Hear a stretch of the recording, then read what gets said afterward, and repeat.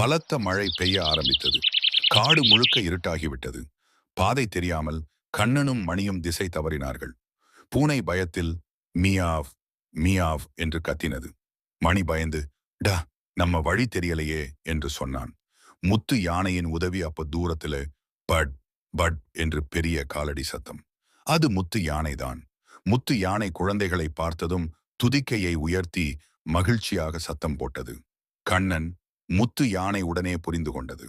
அது குழந்தைகளை துதிக்கையால் பாதுகாத்தது. பூனையை மெதுவாக முதுகில் ஏற்றியது. பெரிய மரத்தின் அடியில் அழைத்துச் சென்றது. அந்த இரவில் காட்டில் ஒரு காட்டுப்புலி சுற்றி கொண்டிருந்தது. புலியின் கண்கள் இருட்டில் ஒளிர்ந்தது. பூனை பயந்து முத்து யானையின் முதுகில் ஒளிந்தது. மணி நடுங்கி முத்து யானை கோபமாக பிரர் என்று பெரிய சத்தம் போட்டது. புலி பயந்து ஓடிவிட்டது. மழை நின்ற பிறகு முத்து யானை குழந்தைகளை சரியான பாதைக்கு அழைத்துச் சென்றது. விடிந்த காலை கிராம மக்கள் அனைவரும் தேடி வந்தார்கள். கண்ணனையும் மணியையும் பார்த்ததும் அனைவரும் சந்தோஷப்பட்டார்கள். பூனைக்கு சின்னி என்று பெயர் வைத்தார்கள்.